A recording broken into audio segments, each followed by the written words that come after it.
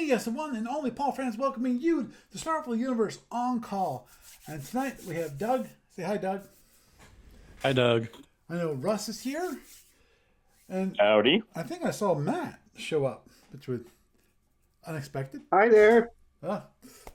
So tonight we're going to start off on a topic which is probably known by most people, but I figured I'm not sure inspired, but I had a thought which was it's been running through my brain since last week, which is to actually do plasma torpedoes. I'm sure most people know the basics of the plasma torpedo rules because of they played it, and overall plasma torpedoes aren't that complicated. There are certain complications, and also I wanted to go through some of the rules, especially some of the more some of the not complicated, but different rules that outside the basic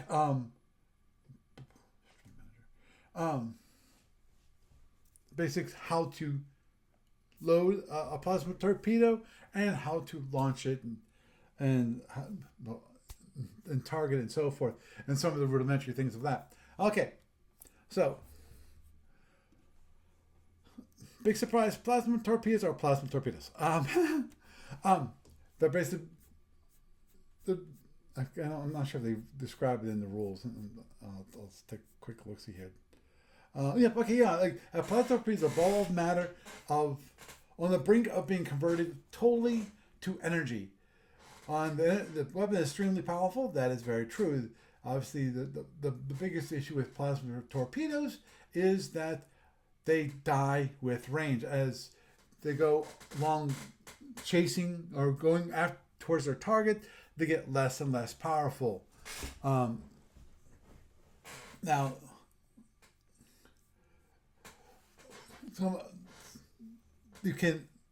plasma torpedoes come in many forms. Going from an F torpedo. When it comes to launchers, they go from like an F torpedo all the way up to an R torpedo. Actually, there are some other ones which are when you get into X ships, like I think the L and so forth. Don't forget the D's. I have not gotten there On yet. fighters. That's a totally different. That's totally different. There's D, and then there's two other forms of plasma torpedo, which they're called canister based. They require an activation energy, but after that they're held. No, they're zero energy after that point, and those are in launchers. In the case you have plasma Ds and plasma Ks. Plasma Ds are basically 10 points plasmas, and then Ks are 5-point plasmas. Ks are if I recall correctly, they are an early years version of the plasma D. Plasma Ds and plasma Ks are used in fighters. Though also plasma Ds, you'll have plasma D racks, like drone racks, because they're canister and they're mainly meant as defensive plasmas when it comes to drones and for fighters, for close in. Paul, I'd like to jump in here. By all means. Plasma Ks are canister plasmas, just like the plasma Ds, but they are not an early years plasma. They are half the strength of a normal plasma D. They're meant to be put on fighters. They're kind of a dogfight drone type of plasma. They're basically to take out other drones and other fighters. Okay, so they're more for dogfighting. Sounds like. Yes. Okay. They're a cheap form that you might find on like the G7, the little shuttle fighter that the Gorns got from the Feds, and you'll probably find it on some MRS, and there's some Romulan fighters I know that have a lot of K-racks. Okay. Thank you. So when it comes to the normal plasma that we're going to okay, when it comes to the canisters that they're okay for regular plasmas, as in not the ones in canisters, you can download, as in create a less powerful plasma torpedo in a powerful, more in a launcher. For example, in an R launcher, you can create an R plasma torpedo or an S or a G or an F. And that just means you put less power into it. In the case of like the G or the S, this one little quick little thing. For a G or an S, I'm sorry, for our one thing that some people do, this is for like the TKE, which has a plasma R launcher. Well, the problem with the plasma R launcher, unless you are a star base, you cannot hold a plasma R. But so instead of holding the plasma R, what you would do is load it as a plasma S or a plasma G. And after that, what you can do is when you're about to launch or during energy allocation, either one, you can actually upgrade it to a plasma R. Because it's in the R torpedo tube. You can't upgrade like an S that's in an S torpedo tube to an R. No, you can't do that. So that it's beneficial for those times. Now you want to actually have a plasma torpedo and actually hold it, and for less energy. In the case, usually you want to do it for a plasma S, because plasma S costs as much energy to hold as a plasma G. But obviously, the plasma G requires less final energy than a plasma S. But that means if you're upgrading from a G to an R, then it's going to take you more energy. And normally that's not what you want. You want it's just the case of an S going to an R, you just need 2 more points of energy, and boom, 2. Yeah, I think it's 2.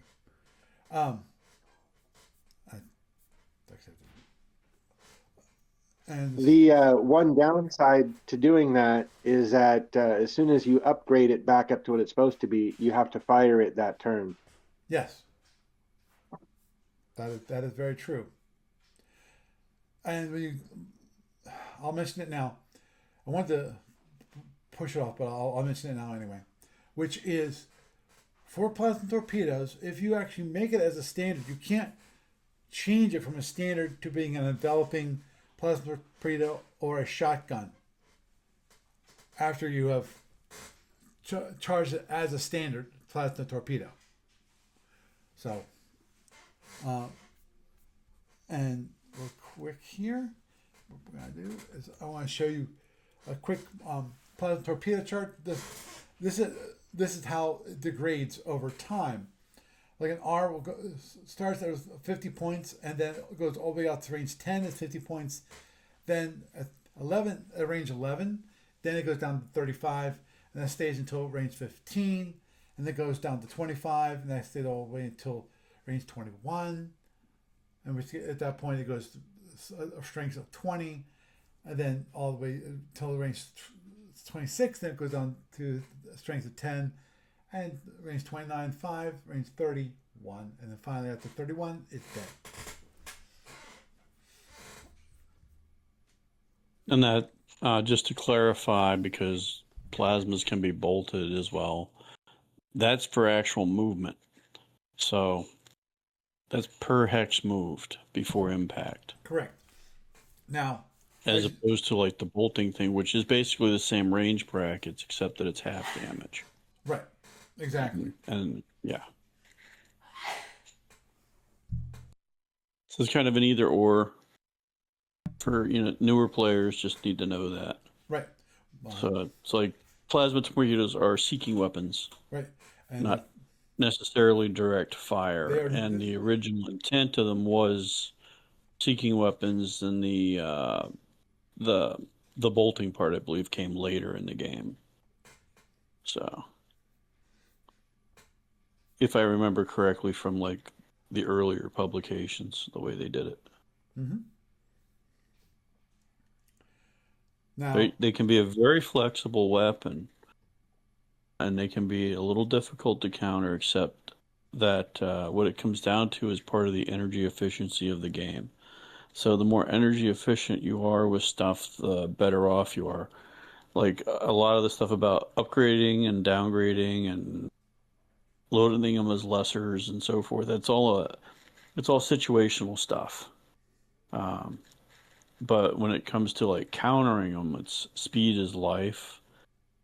If you're in a fight with a plasma chucker and you're not the plasma chucker, or even if you are a plasma chucker on plasma chucker, it's the faster you're going, the longer you can delay if you turn away from them, uh, or the quicker you can be hit if you continue to close and they've been fired at you or launched, I should say.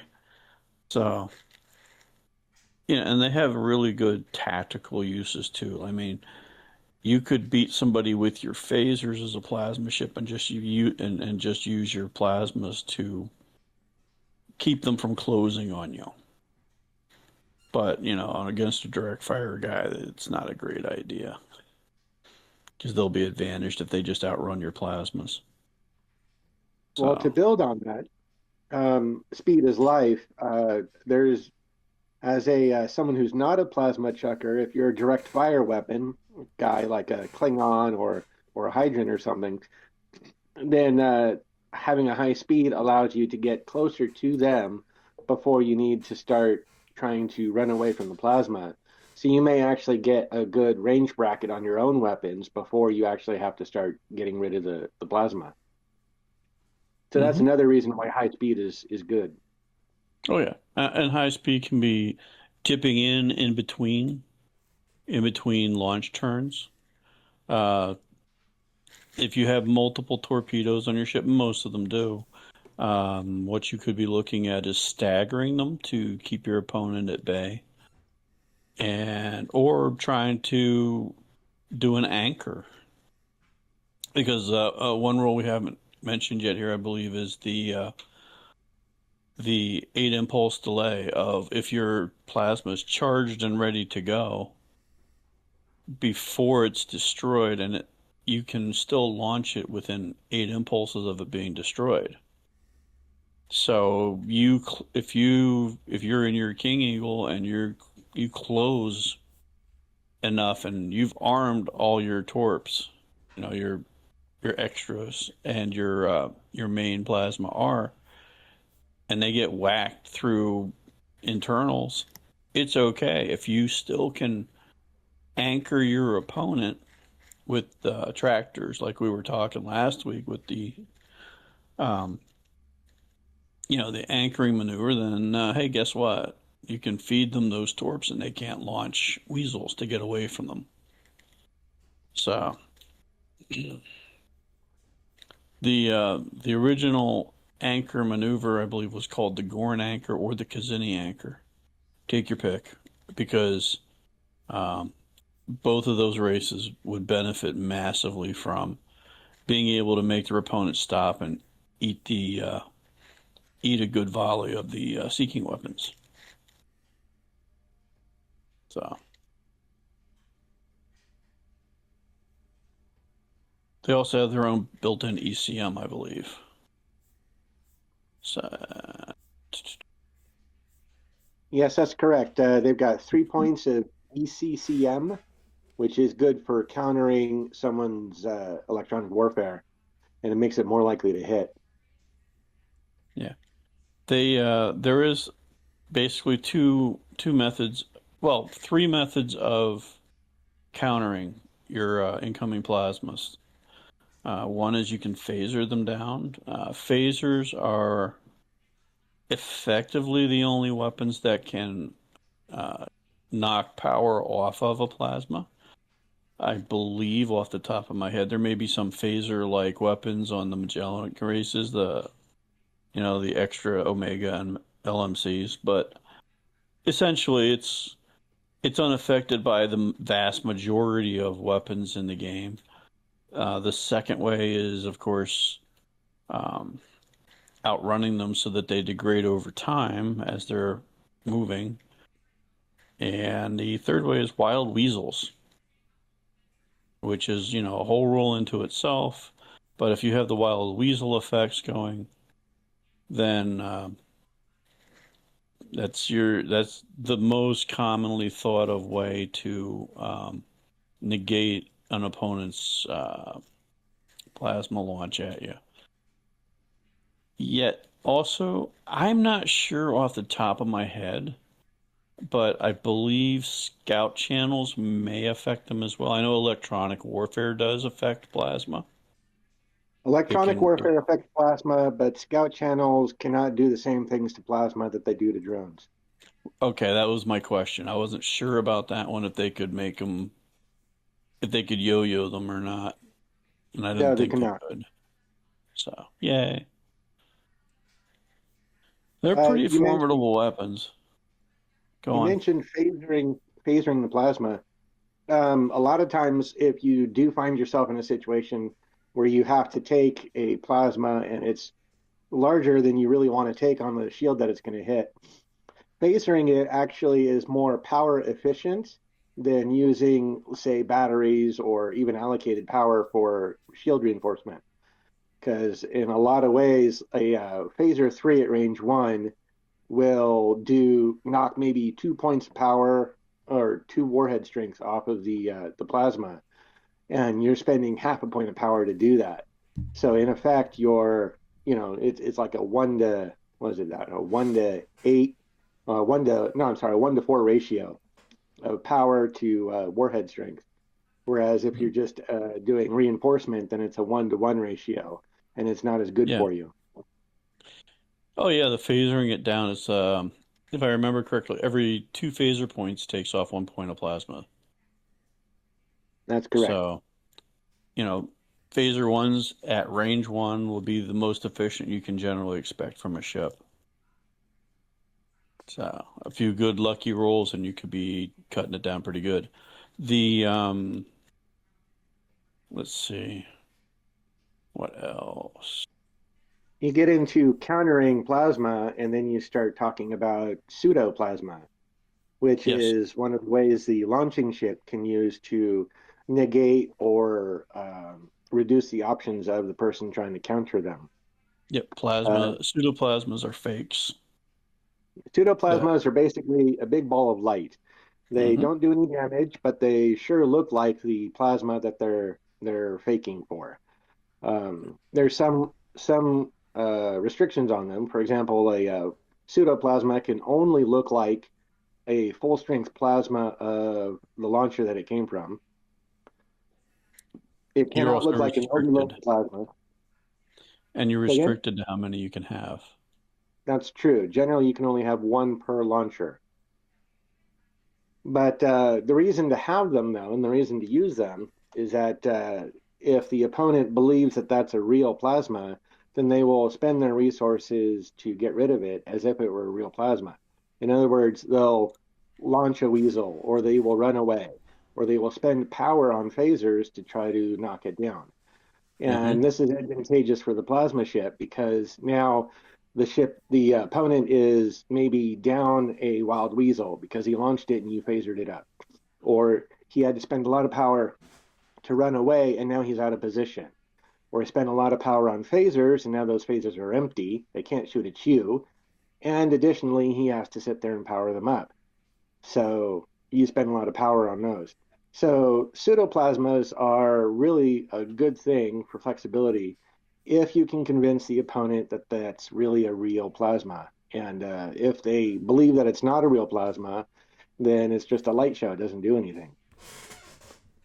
But However, hmm the other side of that is if you convince them that it's a fake plasma and it's not a fake plasma, then they end up taking it for a lot of damage and, egg on their face type of thing. yep, yeah. The big advantage of the pseudo is that it is literally not identifiable as a pseudo until it hits.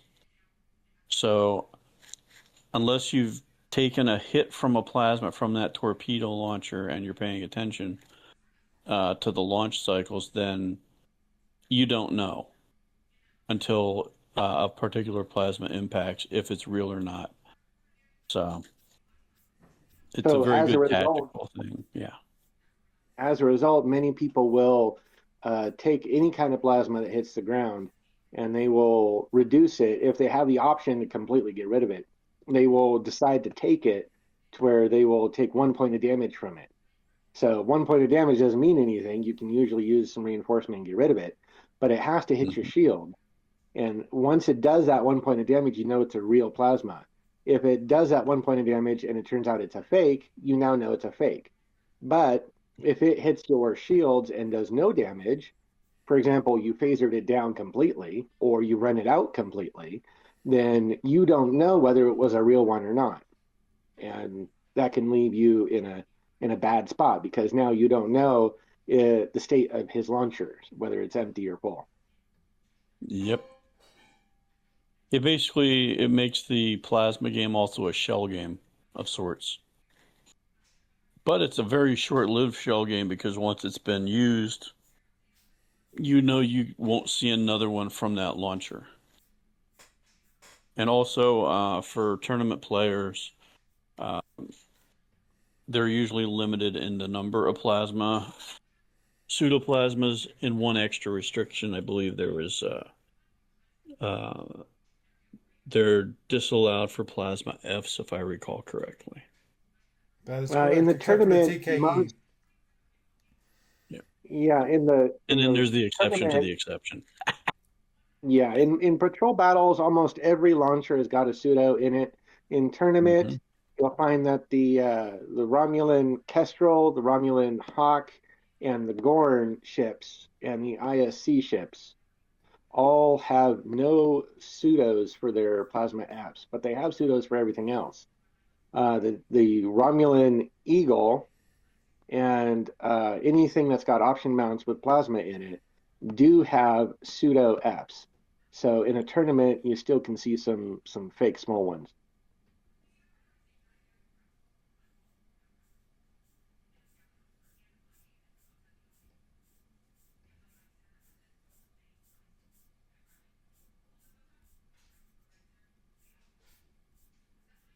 Okay. Now, um, when it comes to plasmas, there is also the whole issue of if you if you have if you have charged your a full torpedo as say a plasma a standard plasma F. Now, unfortunately, you can't convert anything from a standard torpedo to like a developer or a shotgun. So the only way to do that, if you really want to do that, is you have to discharge it. Either you have to launch it and then recharge it, or you can discharge it. You know, like any other weapon in SFB. During energy allocation, of course, obviously you have to announce your discharging of that weapon. And unfortunately, when you discharge it, that means that you have to start over from arming it. So it's 3 more turns before you can have something there. Right. So Generally, yeah. Yep. to So generally, shotgun torpedoes. Ooh, you it know, sounds so awesome. yeah, they're useful in a certain scenarios. But Well, um, developers. I, just a reminder for those of you who heard about the destroyed torpedo tube being able to still be able to launch it. Yes, it can still launch it. You can't launch the pseudo from it. Um, but and also just to let you know, just because for those people who have those minds that go, okay, well, if it's not illegal, it must be legal. Actually, it is illegal, which is you can't self damage, i.e., you can't destroy your own plasma launcher and then launch the plasma. In the case where you might want, to even think about doing that is in the case of when it is um, when a way of having it so that you could launch the plasma torpedo across when it comes to the next turn, because that 8 impulses that goes on, that crosses the turn boundary. So if it got blown away on impulse 30 of turn 1, it could then be launched all the way up to impulse 6 of turn 2, but during energy allocation you do not have to charge it. So it's a way of having a charged torpedo without actually expending the holding cost, which is fine and dandy if it has been destroyed by your opponent. You can't destroy your own torpedo tube. Sorry. For those of you who are thinking of a way of saving energy and just it's gonna be blown off the ship anyway by my opponent anyway. So let's talk about what envelopers are, what shotguns are, and why you would use them. Will do. Now, let me get to that part. We already talked about that. Talked about there's certain things we still haven't talked about, some of the basics, but I'll get to that. I'll come back to that. Developing plasma torpedoes are basically double strength torpedoes, but instead of hitting on the one shield of the ship that they directly hit, they actually take all that energy that's left in the plasma torpedo after it's followed its distance, after it's been damaged by phasers, hits the ship, then it has equal damage to all the shields, or in the case of the Andromedans, all the PA panels around Right. the ship. It's subdivided around. Right. So, and it's equal to all of the shield facings, not just all of the shields. So if you have a down shield on the opposite side, you're taking internals through that. Right. So Yeah, which an is like example would be yeah. an example would be an enveloping S. An S in the first 10 movement is normally worth 30 points. An enveloper has got a strength of 60, so that's doubled. And if it were to hit its opponent at that point, that would be 60 points of damage divided by 6 shield facings, because all ships have 6 shields. So each shield would take 10 points of damage. If you have a down shield, completely down, that shield means that you take 10 internal and 10 points on all the rest of the shield. Right. Now, just a reminder, which is general reinforcement. General reinforcement can be used to also reduce the amount of strength of the plasma. So if you have 2 points of general reinforcement, that takes 1 point off the torpedo before you divide it along the different shields of the ship. And then odd points of damage get divided according to how the defender wants to do it. Correct. Not by any kind of weak shield or attacker choice or anything like that. So if you got, maybe you're doing 59 points of enveloping damage, then that means that the defender can choose one shield to take 9 points while everything else takes 10. Right. So that down shield may only be 9 internals instead of 10. Also, a reminder of something that has not been mentioned yet, which is plasma torpedoes have ATG. They are self-guiding, which means that if you launch a plasma torpedo and then you have to do something like a wild weasel or cloak, the plasma torpedo keeps going. It still goes on its target. Unlike drones require an active controlling by the ship or a ship, because you can transfer control for drones. Plasmas, they're self-guided, so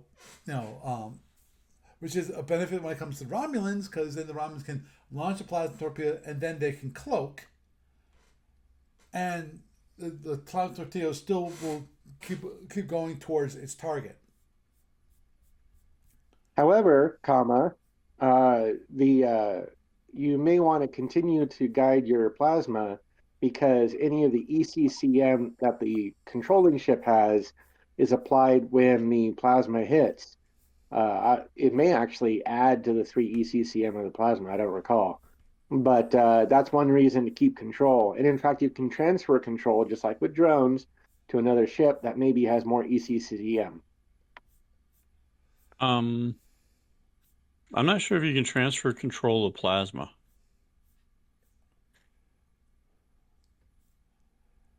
Okay. I'm not sure. I think the automatic guidance thing it's literally a fire and forget deal. What is the rule on that, Paul? Control of the ship can control and or transfer control of the plasma torpedo in order to provide increased ECCM. Oh, okay, good, good. I wasn't sure.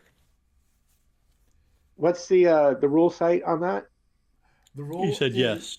yeah, that's FP4.21. Thank That's you. that's that. Well, that's nice to know. So that means your scouts on the Romulan side could actually have an extra purpose then, and basically they can take control of launched plasma and add ECCM to them, or ECM, I should say. They can And increase the countermeasure. the nice thing is that it doesn't cost the scout anything to control a couple more plasma because any ship can do that. Correct. And indeed, it could use a sensor channel so it can control more than 6. That is true. That is true. Just one more reason to shoot that thing on sight. The scout or the torpedo? Yeah, the scout. All of the above.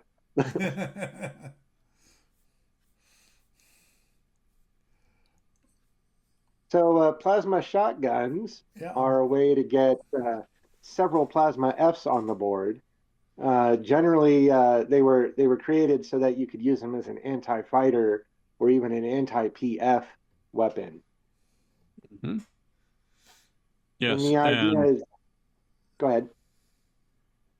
yeah, and they can also, an unintended consequence of that is that in squadron fights, they can be used against ships too. So they can be used to target anything. So yes, but the original creation, like you said, was for anti-PF, anti-fighter. And the additional bonus of that is that if you're in a squadron or fleet fight, you could actually, if you're in close, if you're in a knife fighting part, you can literally put a whole bunch of firepower on the board with several ships. Now here's the fun So, part, I think, and that is just a reminder that when it comes to the plasma shotgun, okay, you've launched it against fighters. Let's say, in the case of the tournament, you have Hydran, but they're two nasty little fighters that you you are launching the plasma towards it. Now, most probably, you know, if you have a shotgun and you do it against the Hydran, and you have one against the ship, and then two against, one against each fighter. The fighters are going to go, okay, fine. I'm going to use my phaser G's and go ding ding ding, and also some of its speed because it can go up to speed 15. But if the Hydran player that goes, oh, I want to save my fighters and bring the fighters back into the bay of the Hydran ship, what happens? Da-da-da-da. The target for the plasma torpedo now changes. It goes from the yes. fighter to the ship that the fighter just landed on. Yep. Yeah, the in the shotgun firing for you have to target each plasma F to a separate target, I believe. Yes. And however, if you have seeking weapons targeting anything in particular, and that thing in particular docks or gets drawn into a ship, then yeah, your target transfer becomes the larger target. Also, So you can just here's get away from. here's a really interesting rule. if a given ship, a given ship cannot fire two plasma launchers in the same impulse if one of them is a shotgun. So if you launch, Okay. if you have one of your launchers fire a shotgun, you can't fire another plasma torpedo from a different launcher For on the for 8 same impulses, is it? on that same impulse from that ship. Yeah. So Was That's it probably same impulse probably or same impulse, was it a delay? just same Is the impulse. delay longer than one? No, just same impulse. Oh, okay. that's probably because the shotgun temporarily loads up all of the control channels of the launching ship. Yeah. That would make sense. But it's So how many can you get per type? Like an R is what, 5? R is 5, S is 3, G is 2. Okay. Yeah, you basically take the 0 to 5 increment, which is 20, 30, 50, whatever, and you divide it by 10, and that's the number of plasma F you get. Now, on the plus side of all that, if you happen to be targeted by that, you also have the pleasure of knowing that the F that is targeted on you is not a pseudo if it came out of the shotgun firing. That is true. It's a small consolation prize, but there Very, it is. very small consolation Oh, prize. that's true, because anytime you overload a plasma, which is an enveloper or a shotgun, it cannot come out as a pseudo. If you launch the pseudo from that launcher, it looks like the base plasma. So if it would look like an S if it came from an S launcher. If you enveloped it, then or shotgunned it and launched the pseudo, it would still look like a standard S. Yeah. Oh, and minor footnote for newer players: there are no pseudo envelopers or pseudo shotguns. So if they use it in either of those two modes, it's real. So within the simulation. Very true. And as was just Uh, pointed out, when it comes to plasma with bolting, because one of the options that was added into the plasma torpedo launchers a while back, originally didn't have this, is bolting, i.e., using the plasma torpedo, the launcher, as a direct fire weapon instead of a seeking weapon. And it takes what the normal torpedo is, and then as I showed the chart previously, there's a to hit rate, which can be as good as 1 to 4, which is still at a 2/3 chance. And after that, it gets really being like a crapshoot. And then you take whatever the damage is for that range, and you divide it by half. Now, a reminder that if the torpedo tube was charged up to be a shotgun, then it's still, and you actually, even if there's a shotgun, you can still bolt it.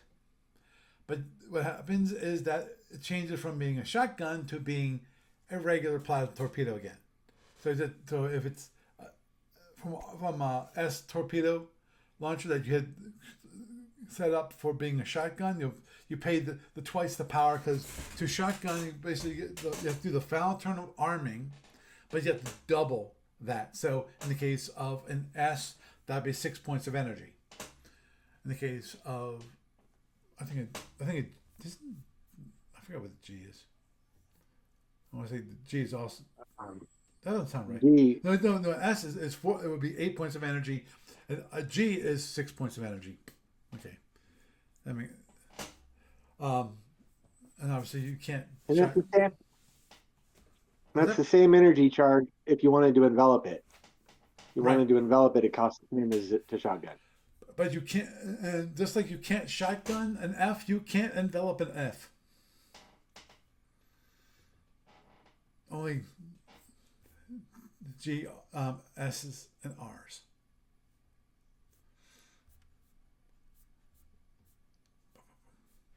So generally, when you use a bolt, there's a few tactics around them. Um, a lot of people in the tournament, at least, consider it a kind of a last resort or used only against certain opponents, such as Andromedans. But the idea is that you want to use a bolt at range 9 or 10 because you're outside of overload range. So you could bolt, turn around and run, and the other guy doesn't get an overload shot on you. Or if you find yourself in a knife fight, you launch it at range 5, or you use the bolt at range 5 or less if you happen to find yourself there, because that's when it hits the most and does the most damage.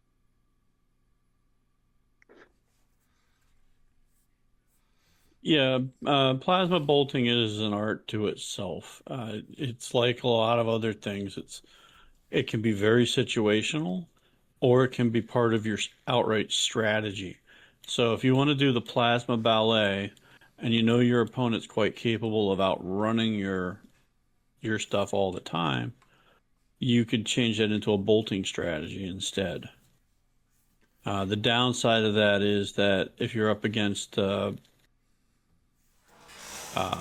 good direct fire race, then the problem is they might not be holding overloads. If they're expecting you to ballet against them, they may be coming in with standards, and they'll just nibble away at you with standard disruptors or prox photons while you're bolting at them. Now the plus side of the bolting is it's not a special charge. You can bolt any plasma that's ready to launch. So it's a tactical option that you can employ, and you don't have to specially prepare it as that, like you do a photon as a prox photon, for instance. And you're not limited in a way that direct fire weapons are by whether it's been chosen to overload them in the beginning of the turn or not. So it's something that really adds to the flexibility of the system.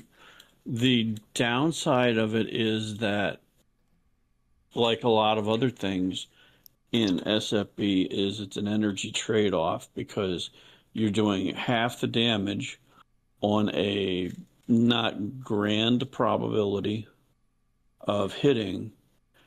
So over time, you could be doing a lot less damage, especially if you have a few bad die rolls, um, than if you were launching it and hitting with it. So the only real difference is you take away your opponent's ability to outrun it because they cannot outrun the bolt. So, Bolts are affected by EW though, so there's that. so what would a bolting strategy look like, say, in the tournament? In a tournament, you might do it as part of a ballet style if you think you can get away with it. The other side is you might also do it as a moment of opportunity. If you've launched a few pseudos at your opponent, and he turns away and he runs away and he thinks he can get away from, and he's timed it out, so he's gonna take minimal damage or eventually maneuver your very low powered pseudos onto a good shield, but he presents a weak shield or a down shield to you while he's running away. You might blow the fact that you have pseudos out on the board and fire um, your your bolts into a down or weak shield. That would be probably the number one reason to do it. Because if you're in a knife fight situation, you're at a range where you might be able to get them into his ship um, without him being able to weasel them away. So if you're in an end game situation and all the shuttles are gone, you don't want to bolt them. You want to launch them into him, especially if he's taken a lot of damage. But on the other hand, if he's taken a lot of damage, he's got several down shields.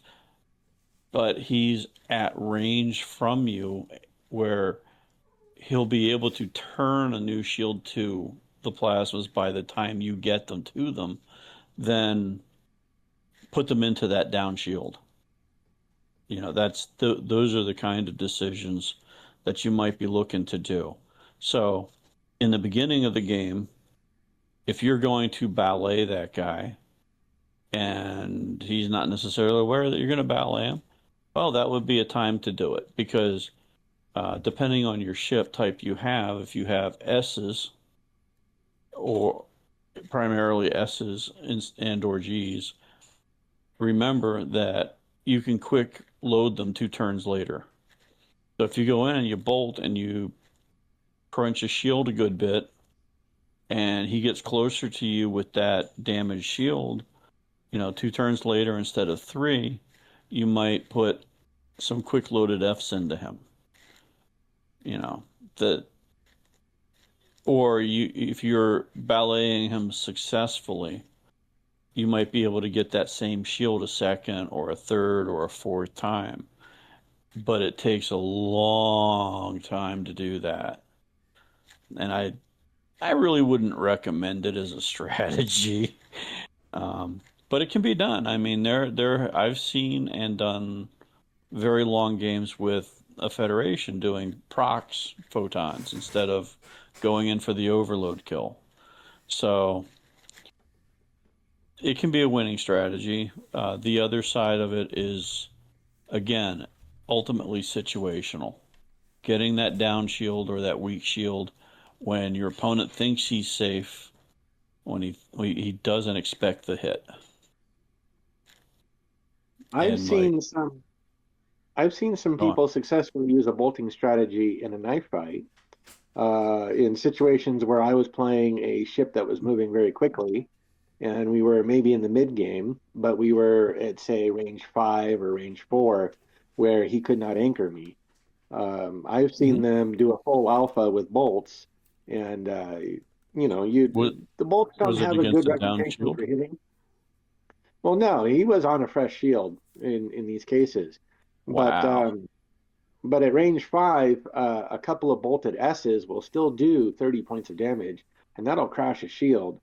Oh yeah, they You both add hit. in a couple of bolted Fs and some phasers, and you're doing double-digit internals, and that can really make the deal right there. Oh yeah, yeah. Well, but he's also kind of like going with like the Fed jackpot there.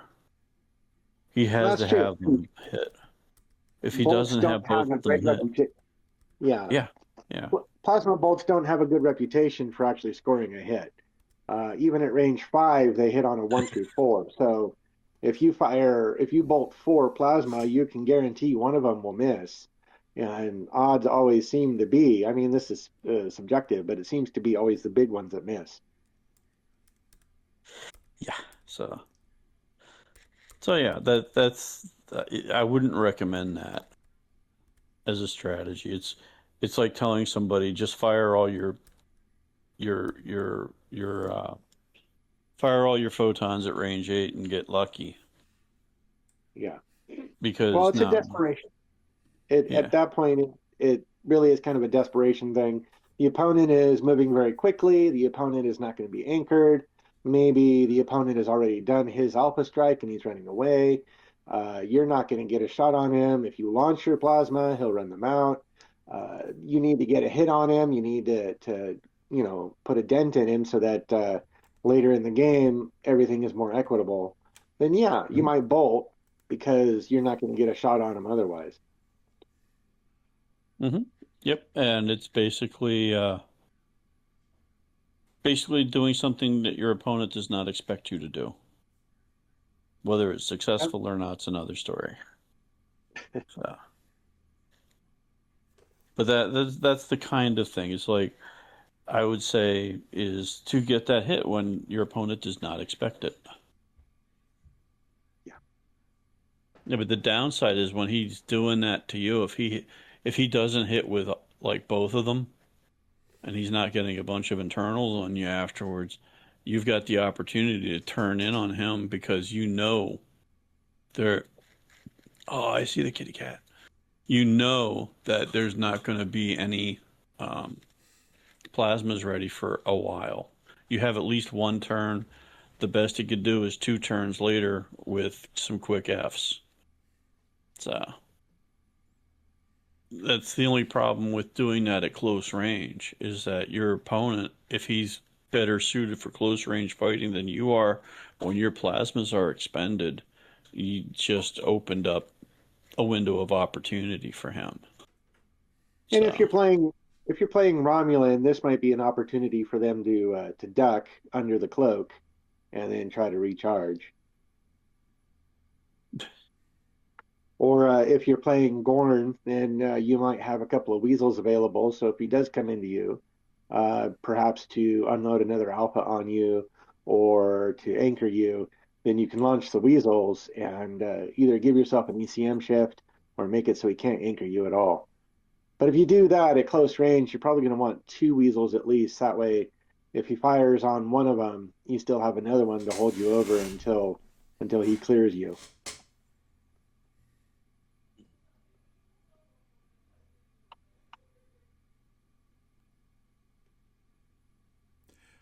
Just a reminder when it comes to plasma bolts, if that unlike regular plasma torpedoes, as in you launching them, if the launcher is destroyed, it's gone.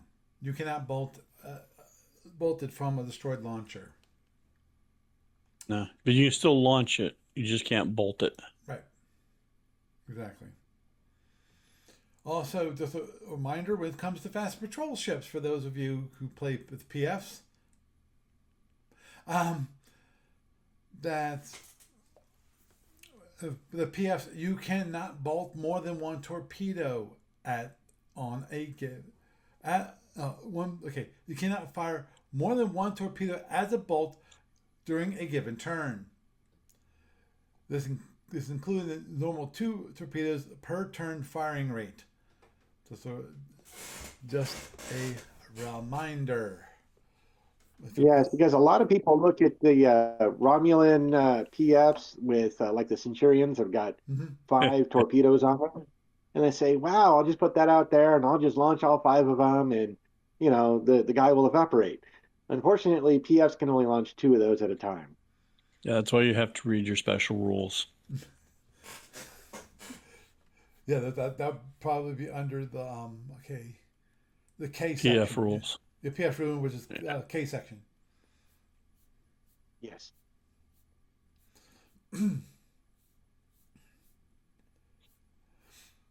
So would you like to talk about some of the special plasma like ECM or carronades, or would you like to talk about tactics? Well, that's a good Well, I question. think we've gotten a lot of the tactics done. Yep. Go But on to carronades because that's something that like a lot of people don't get to use all the time. that is true, and the Sables too. Um, which are actually a very interesting addition to SFB when they added them. Um, to a certain point, it's like, but anyway, before we get there, I just want to mention one, which is, of course, we have the plasma launchers, and of course, as I mentioned before, there actually are plasma racks, and those are they have canisters for plasma Ds, and those usually are 180-degree firing arcs, like left side, right side, and you can fire them either in offensive or defensive mode. Offensive, you can fire one torpedo per turn.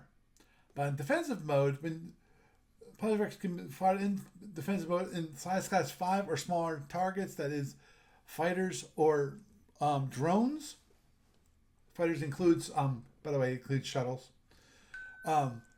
With effective range of 6 hexes from the firing ship.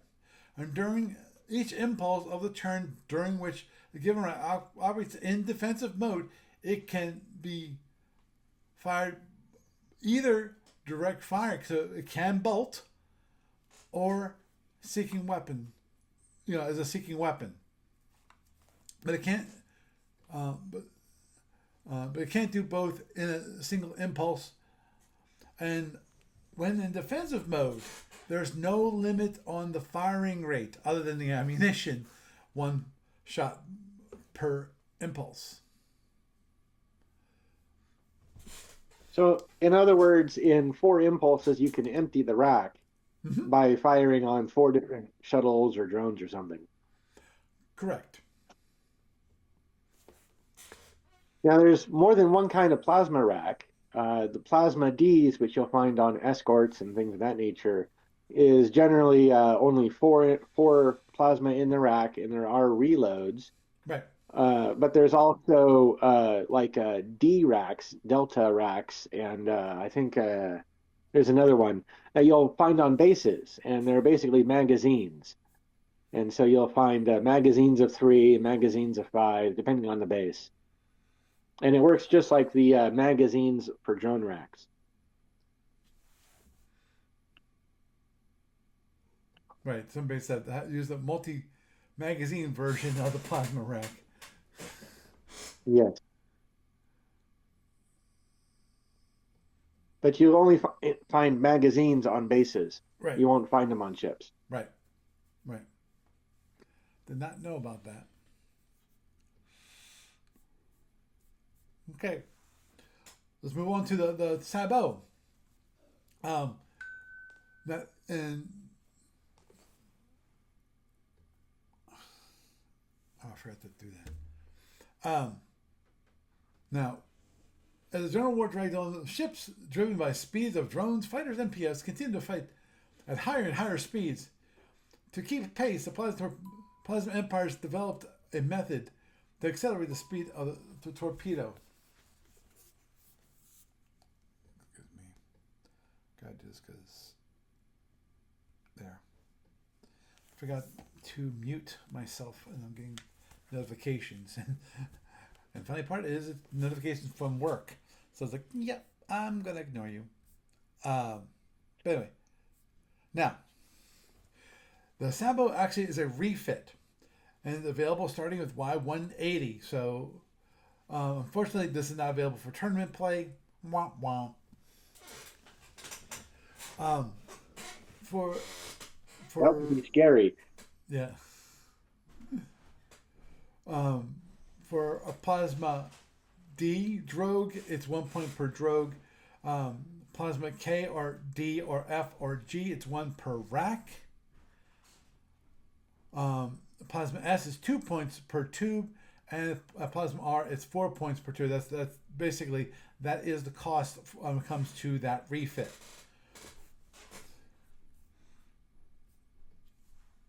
Now that's a BPV cost. That comes out of the force BPV. Right. Exactly. So if BPV matters, obviously that you have to include that.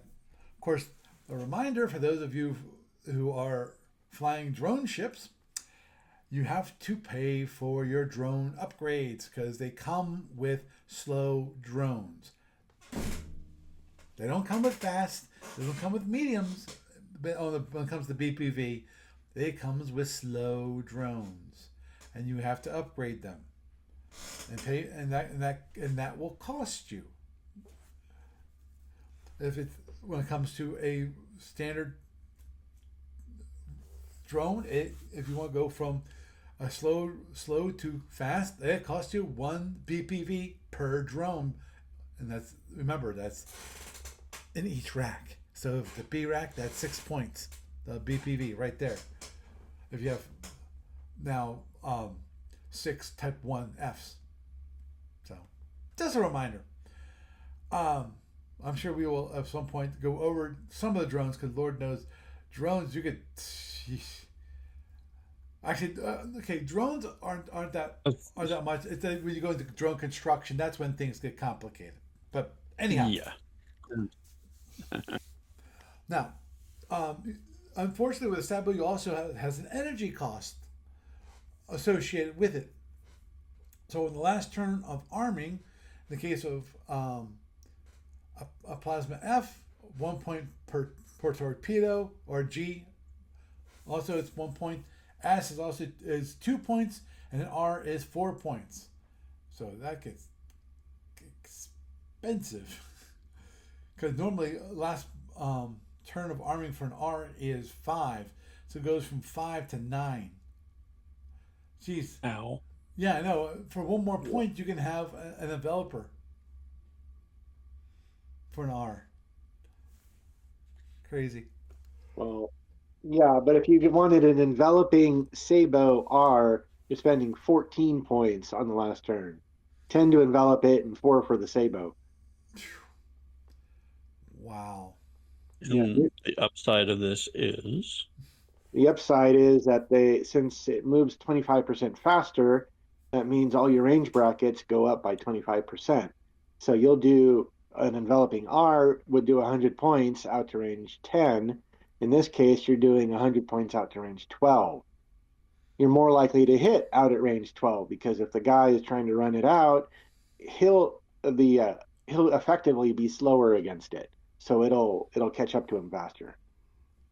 now here's a trivia question. It is announced, right? So the additional speed is known. Oh, yeah. Yes, as soon as it's launched. Okay. Yeah, speed 40. Okay. Just like as soon as you launch a plasma, you know the warhead strength immediately.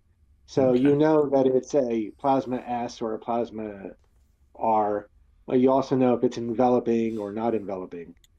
The only time that really bites you is that if you got a G launcher, you don't know if it's a plasma F or a plasma G until it's moved its sixth time, because at that point an F would go down in strength, but a G would not. Correct. Right. Which is always interesting when it comes to when you're flying against a ship with a G rack, in the case of the tournament, i.e., the IC, in that there's something which is very interesting, which is in theory, you can do with a G rack, you can do a fast load F, which is a 20-point plasma torpedo. Now, What? You Now- don't know if it's going to be the pseudo or not. correct. So if a torpedo launches in 2 turns, it could be after you've actually been launched and you know it was a real plasma G. It could actually be a real one or it could be a pseudo. You won't know until it gets past the first range bracket of 1 to 5. So just a reminder. There are things you can do that which are quite sneaky in that category. Yeah, and as mentioned with the Sabo, it is plasma 40. So for those of you who don't know how to do that, actually there is a rule which is C1.45, which is for talking about super fast ships, i.e., ships that go greater than speed 32. And in the case of speed 40, it's relatively simple. You move 2 hexes on impulses 4, 8, 12, 16, 20, 24, 28, and 32. And as Ross pointed out, that plasma typos count impulses rather than hex for purpose of range degradation. So in other words, it can, as pointed out, a plasma can go out to range 12 and still retain its strength as of speed 10. I mean, as of range, as of a normal which is a range 10. It's actually range 12, but it's not the amount of pulses. It's the number of impulses that's been alive, not the number of hexes it has moved. So an additional restriction is that people will know that they move 2 hexes on certain impulses. If you launch it on the impulse before it does that double movement, you don't get a 2 impulse movement on the first impulsive move. It as a special exception. It just moves like a normal torpedo on that one impulse. Yeah. That way you can't launch it at like range 2 on just before this special movement and And expect go it blue. to go from 2 to 0. Yeah. Yeah, it says if Sabo plasma torpedoes launched on impulses 3, 7, 11, 15, 19, 23, 27, or 31, it moves only 1 hex, not 2. Wah, wah, wah. And for those of you who are more interested in the designer's thoughts on it, there is a designer's note. I will not read it here. It's a good bit of text. Justification. Yeah.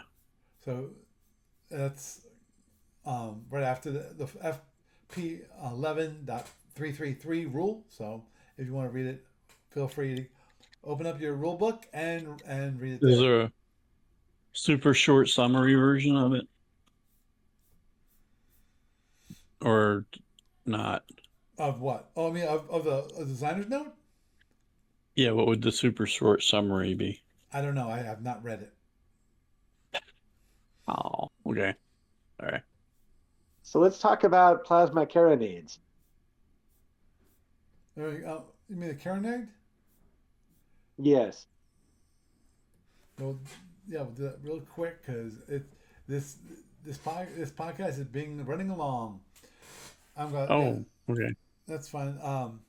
I'm going to skip the ECM plasma just to let you know you can actually have what's called ECPs, and ECPs are basically a way of having a plasma torpedo generate ECM like an ECM drone.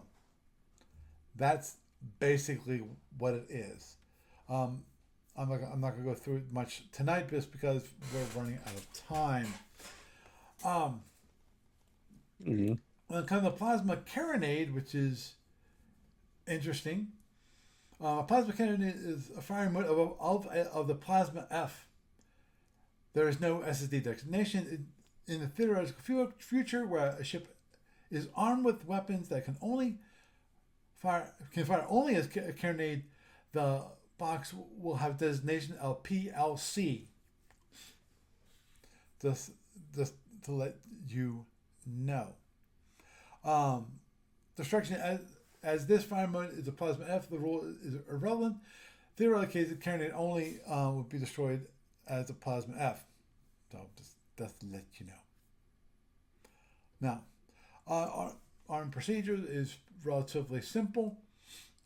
Plasma Alpha is armed with 1 or more points of energy, can be fired as a carronade, which would allow a Gorn ship to fire its carronade every turn if the tactical situation warranted. Additional energy adds damage produced by the weapon. Firing a carronade shot from a plasma F launcher uses all the energy stored in the launcher. This is considered the same as launching or bolting a plasma F for the purpose of subsequent arming or firing. That the plasma F must always use the normal arming rules. This is only for plasma F launchers, just to let you know. Procedure is relatively simple, which is that you where is it? It's a range of effect weapon, much like a phaser. And you take the amount of power that's in it, and you roll a die on the plasma carronade firing table. That based on that die roll, it'll give you a certain amount of damage. You multiply that by the amount of energy that's been loaded into the thing, and that's how much damage you would apply to the target.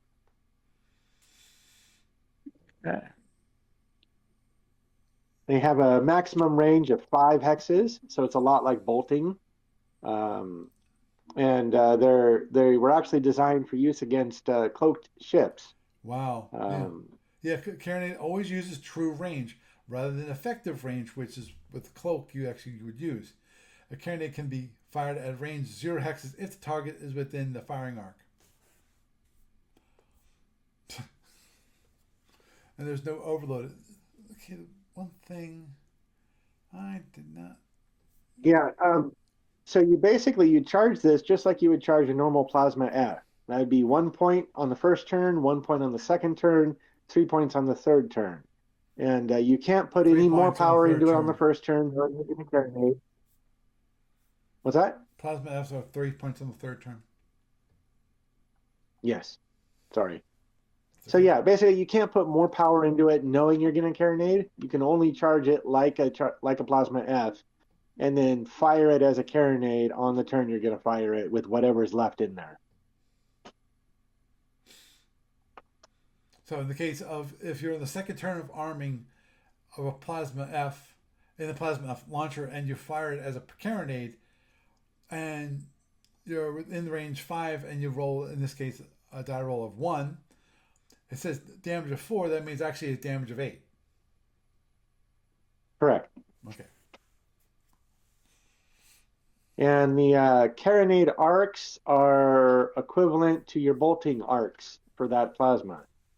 So, for example, a left part, right part plasma would be left, left front, or right, right front. Right. An FP turns into an FA.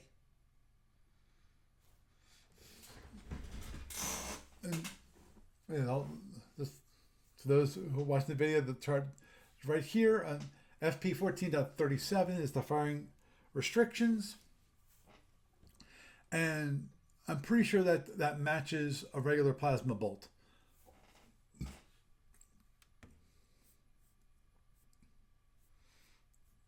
Special cases. Oh, I'm sorry. I had steered you wrong. When you roll on the carronade firing table, you get a certain amount of damage. That's if you have your 1 point of power for your first turn of arming. Any extra power does not multiply it. Oh, okay. It actually just adds. You add the extra amount of damage in there. So if you rolled a 1 and you have 2 turns worth of arming, that's 1 point plus 1 point. Then you would get 4 on the table, plus 1 would be 5. If you were using a fully loaded plasma F, that'd be 1 point plus 1 point plus 3 points, and you rolled a 1. That would be 4 plus 1 plus 3 for a total of 8. Wow. That's interesting. Just for the plain situation where basically it's better than, is it better than bolting? No, it's around.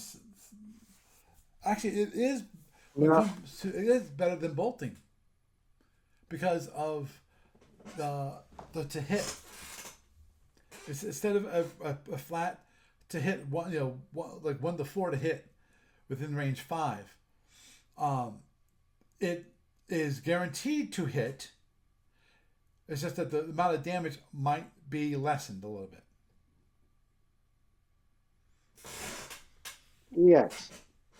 Yes, actually, a fully loaded plasma F, you would do slightly more damage as a carronade than you would as a regular bolt. But if the bolt hits, the carronade is guaranteed to hit. For the most part, it's guaranteed to hit. Because even if it is affected by electronic warfare. It still has a minimum of 2 base damage. Yeah, so it does actually have a lot of advantages over bolting. The disadvantage is that you can't do it outside of range 5. Right. That is the limitation. And it has to be a year that the carronades have actually been installed on your ship. And it varies depending on your empire. I don't recall when the Gorn got it. They got it in year 165. Well, according to this, it says plasma carronade is a Gorn weapon. Yes, and you go down to FP 14.14 and it tells you when all of these guys got their got their carronades. Gorn started with year 165. Right. It's considered a refit. The refit doesn't have any cost. And so basically, all of the Gorns after year 165 have got this. Right. But the IC and the Romulans never gained access to this technology. I see in my rule that the Orions gained it in year 170 and Yeah. the Win in 175. Yep. Carronade was given to the Feds in 175. Yep. And I don't, and very last yeah, sentence. ISC and Ron. Yes. Never gained Okay. access to this technology. Yes. Sorry, I heard ISC and Orions. I'm sorry. Orion's actually got it. That doesn't surprise me. Thieves. They try to get their hands on everything, so there you go. Agreed. Is it bolted down? No, it's mine. Is it bolted down? Yeah, we'll get some. Cut it out. Get the acetylene torch. We'll get it there. Yeah. So basically, a carronade, when you're on your first turn of arming of the Plasma F, is a lot like a Phaser 1. In that out to range 5, you're doing, maybe 4 points of damage, maybe 3 points of damage out to range 5 per point of power. So, but if you're up against a cloaked ship, it's definitely the weapon to use because it doesn't get the doubling that you get with because it always uses true range. Yes. Right. Exactly. Which is kind of sweet. Yes, it is. It is very, very, very sweet when you want to bash on a Romulan, go, and especially when he's cloaked, he's going to be moving slower, and therefore you can more easily overrun him, and then thwack him with a couple. You can pick the shield. Yeah, and you can pick the shield you want to hit. Additionally, there's a little note near the bottom that they are not affected by the EW modifiers for firing at drones. So if you're at range 5 and you got a drone coming in, you might use this against a drone because 2/3 of the time you will take out a Type 1 drone. Huh. Interesting. Yeah.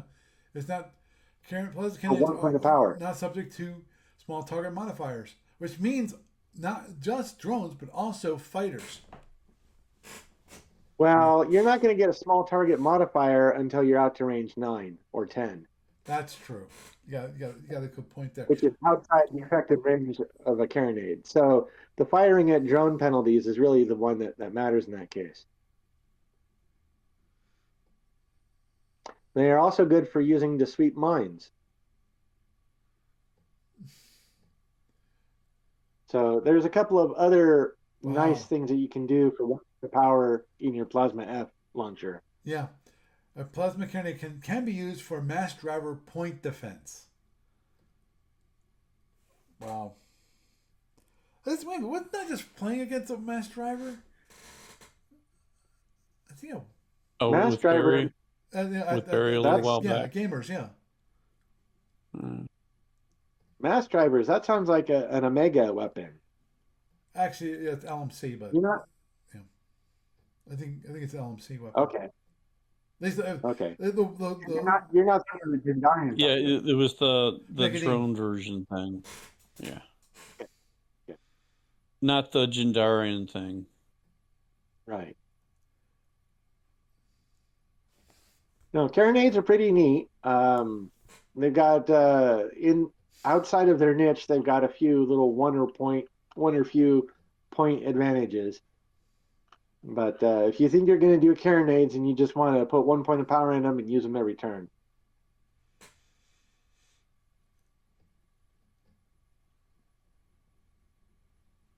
But they add to the flexibility of your plasma launchers, especially your very small plasma launchers.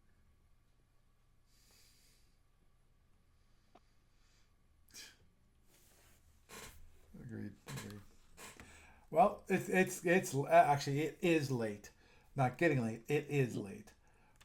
So, gentlemen, Oh, It, oh. what? Yes, Mr. Kata, Mr. Kata. Yeah, Mr. Carter. You see my hand up? You see my Yes, hand up? yes, You see yes, I my hand do. up? Yes, Uh, yes, Epstein. okay. Just a quick gamers thing, if you don't mind. Hmm. You think we can maybe next week add in a quick discussion in the beginning about the idea that I was throwing by you earlier about backers Sure, potentially? Because sure. I had positive input and negative input on it so far. I can see that. And yeah, the other thing is, I just wanted to let you know. I went out to. Do you remember when we were at Comfort Suites? Hmm. Well, they're now a Best Western, but the large room that we were renting from them before is no longer available. They've converted it to another space. Okay, The smaller understandable. one upstairs, when I went into it, it was like going back to elementary school. It's like size wise. It's Right. like I don't remember it being this small. Yes, And I know that. I remember doing that with lockers. If you ever gone yeah, back to elementary school and gone and see the lockers, like, wait a minute, I remember them being I really fit in at it tall. one time. Yeah. So, but the rate for each half of the room put together, it's basically about the same as what we're paying now, except that it's less. It's like about half the space. Hmm. So that one's pretty much kind of out at the moment. I told them that if they came in at under 1,000-ish, if their manager sends me an email later and he says he'll do it for under 1,000, I would put it on the list of consideration, but otherwise, no way. Right. It's just way too small. Um, so Well, I for the did, price we're paying, yeah. yeah, for the price we'd be paying, and well, even for the amount of people we have, Hmm. their capacity was listed as 50 per side, and looking at it, they mean 50 in a row to row seating for a conference room, Right. not large tables set out. So I think we might be kind of somewhat pressed on space, especially if we manage to expand by any number. Right. Um, I didn't So like if it it in that respect. so So it's 50 people row to row seating, that's probably about 20-25 people with tables, huh? something like that. It probably would be a lot less than Yeah. the 100 capacity. But yeah, volume wise, it was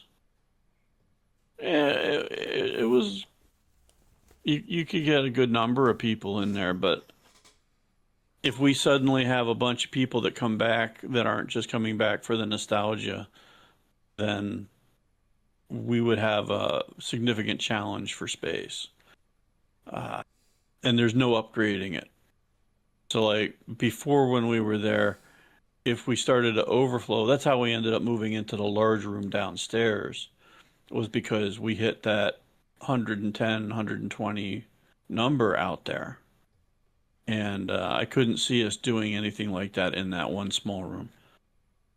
So the guy who is my contact at the current venue said he could knock a little bit off if we ended the event early on Monday. And the early on Monday was like basically being done at 6 in the evening, which is, I think, way too early to make a commitment of cutting it that early.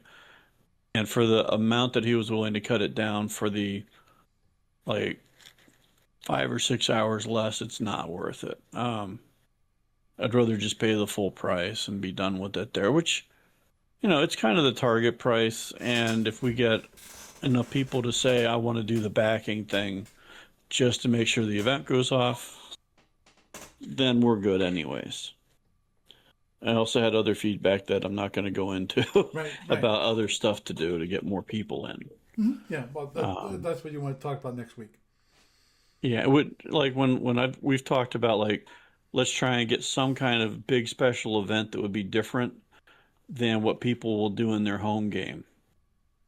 And that was actually a point that was given to me by somebody else as well when talking about this stuff. So that was basically it. Because I threw it on the gamers thread on Facebook that we were going to talk about this stuff tonight. So I deeply apologize to anybody who just listened to all our talk about plasma torpedoes and Starfleet battles. Yep. And was waiting for this moment to hear about like gamer stuff. Yeah, well, I had not expected it to be this long, to be honest. So, well, maybe we can load the gamers thing up front and get it out of the way for anybody that tunes in. Understood. Even if they're just listening to it afterwards on YouTube or Twitch. Mm-hmm. So, but thank you for having me on, and we can talk about that next week. Yes. Okay. Have a good night. Mm-hmm. Have a good one. You too, Matt. So, went through plasma torpedoes, and there's obviously and to be honest, we got maybe through half of it. There's probably a whole another half that was probably not covered. We had, of course, as mentioned, was the plasma Ks. There's a whole section on plasma Ks. I mentioned the ECM plasma, but there's certain details about that which I would have liked to get into, but we didn't have time. I didn't talk about the actual tracking arcs versus firing arcs. It's two different things. Just because you can track something in that arc doesn't mean you can actually fire in that direction, which is always interesting. So, with that, I am Paul Franz, and I bid you a good night.